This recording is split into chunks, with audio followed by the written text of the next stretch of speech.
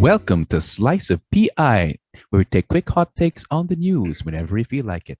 I'm your host, Matt, and with me is my co host and political drama junkie, Borge. Yeah, you're right about that. Yes, I do have Oh, so many recommendations for political dramas. At okay, PI nyo, PI nating lahat, board here at your service. and yes, and for this edition of Slice of PI, there's a lot of drama that happened ever since our last edition. So Mm, let me just go through this a bit slowly so I don't get lost. Okay, so mm, since our mm, discussion with the mm, gang about the elections, okay, so now Sara Duterte substitution with Bato, and then applied to be the vice presidential candidate for Bongbong Marcos. Okay, I'm going mm, slowly because it's a bit complicated, but mm, let me know if I missed something. All right. So then after that, um, the tandem of Bongo, Senator Bongo, mm. and President Duterte, initially they filed candidacy as a Yeah, tandem with him, with Bongo as president and President Rodrigo Duterte as vice president. All right. And supposedly. then Yeah. later on, President Duterte stepped down as the running mate so he can be senator. Yep. But since then, President Duterte is now attacking Bongbong Marcos, Mm. his daughter's campaign like running Partner. mate partner. Yes, Mm.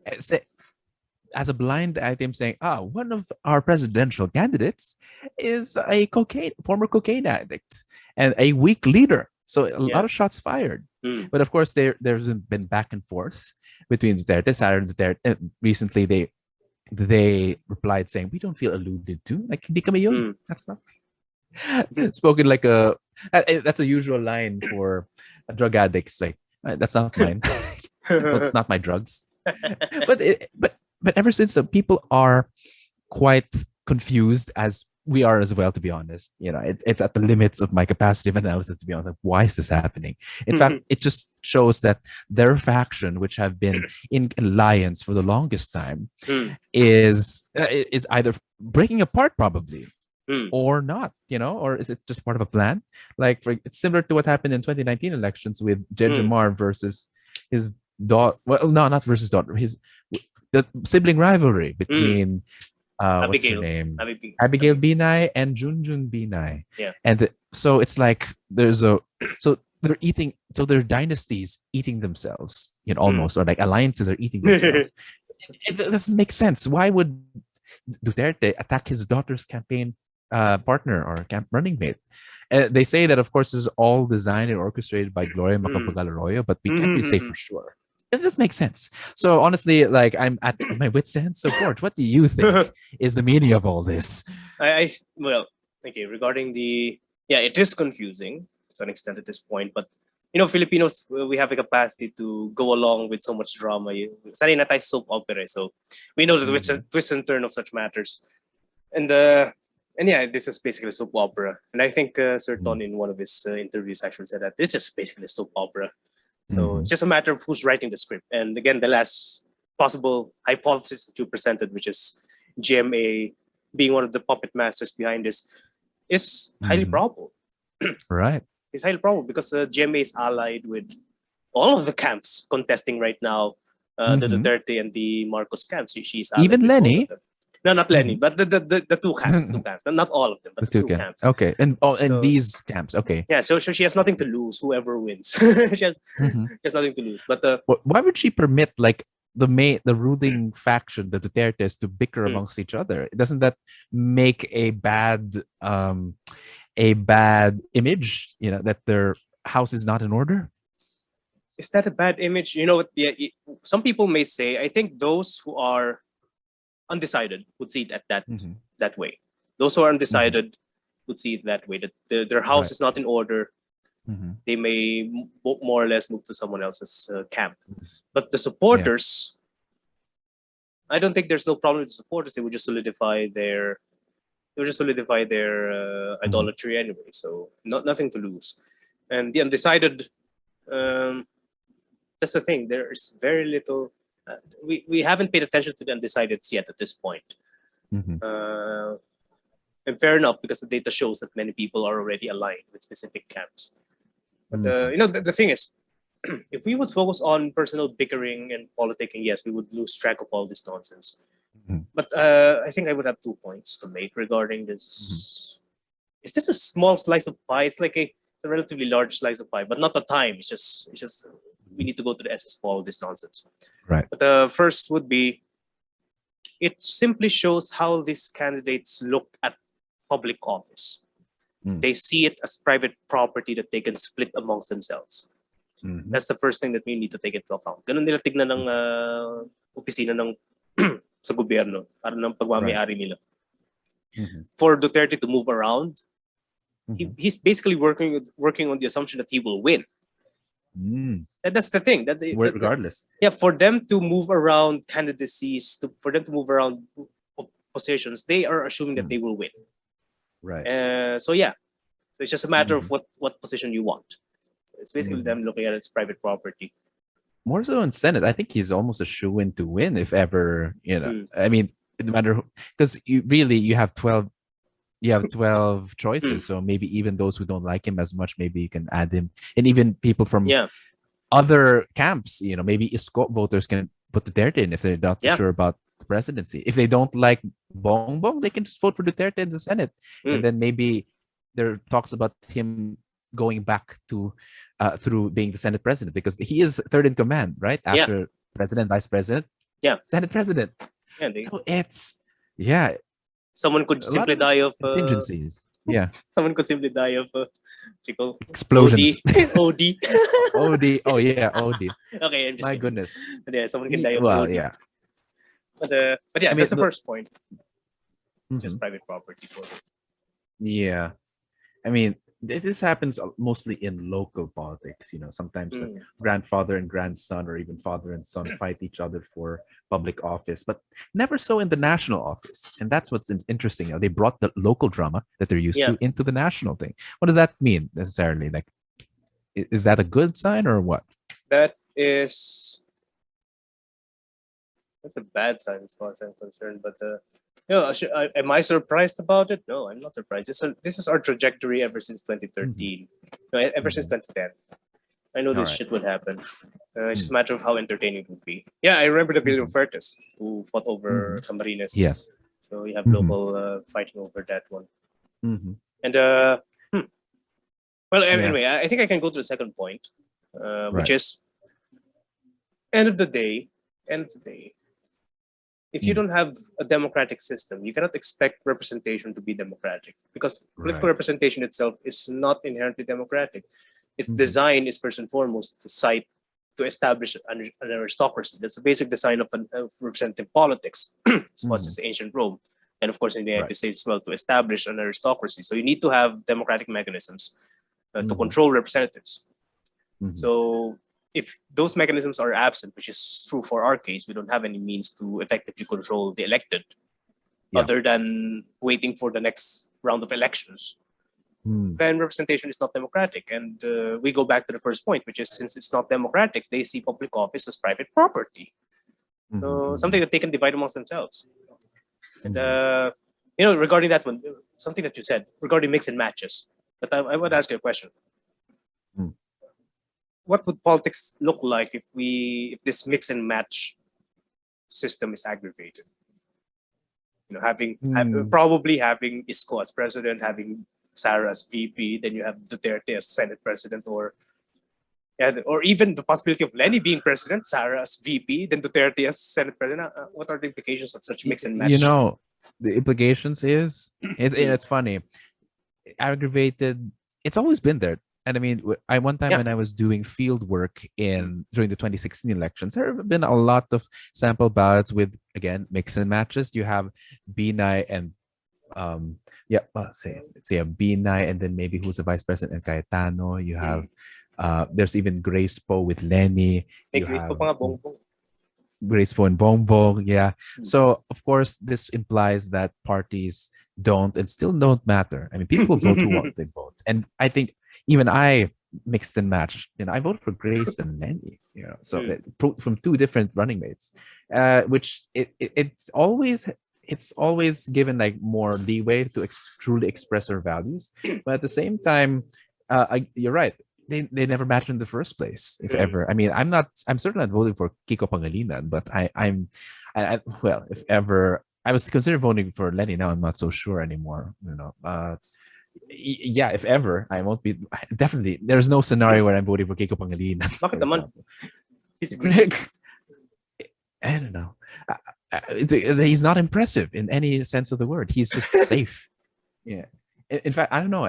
Even Tito Soto is a bit more impressive, to be honest. Even though he's a serial plagiarizer, he represents like a conservative ideology. So conservative that. But I mean, come on. If you would vote for Tito Soto, you would lose any moral high ground to check students for plagiarism. Fair enough. But I would vote for Tito Soto before I'd vote for Kiko Pangilinan. That's the point. I don't know. I have my reasons, but people have reasons, and people. I think the point that I think what you're trying to make is people don't exactly vote, quote unquote, straight, in coalition, and we do. I suppose are you therefore suggesting that we have like a system where you can only vote for either a party or a coalition, and that's it? Because I definitely. The most I've tried is that I did vote for most of Ocho Derecho except for Marojas. I would never vote for Marojas. But so if ever, would you have me vote for all of Ocho Derecho? I think that embodies the old argument of establishing a strong party state. Because I think that argument in the Philippines right now is just it's no longer applicable. It's no longer applicable. So it's anyone trying. Was it ever applicable? It was never, but they're trying to. So anyone who would try to say that we should still reform party systems here in the Philippines, they're just shouting in an empty. They're just shouting at the wall. So it's a bin. So so we need to think of representative politics beyond parties, which is a difficult thing to do right now. Why? A possible reason behind mix and matches. That's the thing. Why do people tolerate this infighting among autocrats? Why are they tolerating this? Well, not really tolerating, but how can they handle it? I think one possible hypothesis is we are still voters are still delusional enough to believe that whoever they're voting, that they own whoever they're voting. It's a sense that probably an unconscious tendency na sa amin yan, kandidato namin yan, akin to, which is it's false. It's an illusion. So to think that the candidate is something that you own, which you can, ideally we should, but we don't because we don't have the mechanisms to keep them in line. So parang grocery yung lumabas. Even if you remember the late Noynoy Aquino, he said, "Kayo ang boss ko," and in other words, you're my boss. That's why it hit so hard, because he is offering ownership, like of himself to the people. And same thing with, I suppose even now, like Lenny is acting like, what's the platform? If I'm not mistaken, or not the slogan. Kayong unahin ko, araw-araw, parang ganyan. So it's very romantic, but also very personal and motherly even. So. So it's definitely like a courtship.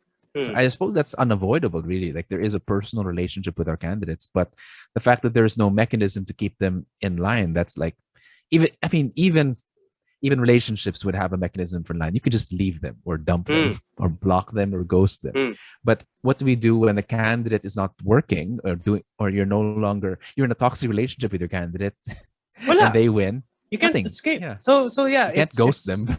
You could leave the country. Some people do. We can ghost them. That's my advice. We can stop voting for this dipshit. But hey, we had an episode saying don't ghost them. But you know what? We have this illusion that we own these candidates, when in fact we don't. We can never own them if we don't place democratic mechanisms that are not voting. There's other mechanisms. If we can literally throw them in a bin, that would be great. But well, okay, so that's definitely a radical option. More or less, change the system. Don't vote. Eventually, it'll collapse. I suppose one option I can give for people that are not as radical as you, I suppose just I normally I'd say focus on the issues. Never mind about the personal, the more you go into this drama, the more you'll Mm. be exhausted. So I think I've said this in a space before on Twitter, like just focus on the campaign, focus on making sure whoever your candidate is to make sure they're on the right track at the very Mm. in whatever means possible. I mean, there are many again spacers. There are many, like I think Lenny and I think Isko right now. They're both doing the rounds. Lenny being more online, Mm. and Isko going around the country in sorties. And even Pacquiao. They've been walking around. There's a lot of sorties. Mm. So whenever you get the chance, the classical response is to go and do your best to talk to them, send them a letter, send them an email, at the very least, so that and maybe even by the off chance if Duterte listeners offer this and you still feel bothered by them, send them a letter saying, "But ano yan, ano nangyari sa inyo? Mag-ama kayo, di ba?" Mm. So that's one thing you can do if you find it trouble. But then Or again, even I think that's common for elections period. But are any of the candidates promising to sustain or to institutionalize such openness Mhm. to public You're opinion? right though. It's usually very personalized, informal, random, whenever they feel like it. Um, I don't know, but it's one thing we get. The only way to find out is to keep an eye on them, to be vigilant as citizens. Yeah, And yeah, that's the cheapest way to do it, and I don't want to settle with cheap things at this point. But vigilance is not cheap. no, It takes virtue to be vigilant. without effective mechanisms to control them, vigilance means nothing. You can Mm. watch everything happen and burn to the ground. That is vigilance, but can you do anything That is about not it? vigilance. Vigilance has something to do with action, reaction. No, that's the I mean, you thing. can call reaction cheap, but Our reaction Mhm. is cheapened because we don't have any means to control them. Simple as that. Mm. So Except for not voting for them, and that's the thing. Even if and this is the catch-22. This is a closed system. Even if one of them would promise, and I think Lenny would have some bills in the Congress right now to expand participatory governance. I've read some of her bills. Even if they would promise to ensure democratization in such a manner, the rest of the Congress will not. So it's a closed system. We are in a closed system regarding this. That's why they can play all their tricks amongst them. That's why they can afford infighting. That's going back to our topic. That's why Marcos and Sara Duterte can afford infighting, simply because they already own the place. Wow. Well, they may see it that way, but Yeah, I they think that way. suppose, and I think the only way to, at least for those people who still find value in the system, just ignore that. People already know that it is a disrespect for the system. The procedure. I mean, especially right now, if you looked at the clip when they announced it, it's just they were just parang sa karinderya lang sila. Parang wala lang. Ang gulo. Ang dami mga mga reporters. But yeah, it's in a way they're lowering the dignity of the office or even like the procedure. So, but yeah. no, that's the thing. Well, in terms of yeah. options, I think it's a bigger ask to say. I mean, more people are excited about voting, so it's a bigger ask for them not to vote. So to make them understand the big payoff, though, I think that's your challenge there. But I think it's easier, at least within the easier set of options they have, just vote for someone else or focus on someone else. Focus on someone else that behaves properly, the way that you would like a politician to behave. That's the simplest thing. Of course, I'm sure you want something larger and more radical, but I think that's the point. While they're throwing away their vote or their one raffle ticket, if you would like to call it that, at winning or something, that at least that sensation of winning from the elections, how would you convince them that there's a bigger payoff for not voting? There's none. It's a difference between 0 and -1. If you want to vote, you settle for -0, -1, because this is our system right now. If you don't vote, you start with 0. That can move up, that can move down, but that's the opportunity. You start with 0. But then again, you know what? There are opportunities for democratization in the Philippines at the local level, and even economic democratization. But at this point, I cannot present a concrete plan behind non-voting, except threatening these politicians that they will not get a vote. Because we don't have any legal precedents for it, first and foremost. We don't have any legal precedents for a drop on voter turnout, which I am expecting to happen. That's one thing. But, anyway, going back a bit regarding institutions, since they're insulting, we go back to the substitution shit and the infighting. They may insult formal institutions, but I think they're exposing some informal institutions that the citizens are basically used to. Which is? As you said a while ago, it happens at the local level. They're just making it national. So again, whenever we look at political institutions, we must take into account formal and informal. So they may insult formal institutions, but they may be adhering to informal ones. So they're just, how you say, exaggerating was already present in the local. So yeah, I do have one more question before we wrap this up. Yeah. I'm sure everyone's wondering, because of this infighting between the Dutertes and the Marcoses, and now, of course, the Marcos apologists and the Duterte loyalists are now probably infighting. Is this necessarily a good thing for the progressives or not? What do you think? Okay. Context-wise, the split is older than many people think. I've been observing Facebook pages separating Duterte from Marcos way back. Way back. Okay. So the split is already present even before. So context-wise, is it beneficial for progressives? Is it beneficial for liberals? No. So it's just, not it's for necessarily now. good for them. now. Okay. Is it good for them? Or is it just excess? It doesn't mean anything. Yeah? Because if the infighting is exacerbated, if the infighting is exacerbated, you would have two things: the solidification of a base, meaning yung mga base, the DDS and loyalists, the base would be solidified. However, those who would decide not to vote for either will still not vote for the progressives. So you would have Pacquiao, Isko, and Lacson benefiting from whoever would be tired of this autocratic nonsense. But but Lenny's camp, Cagliodi's camp, they will not benefit from this. They will not.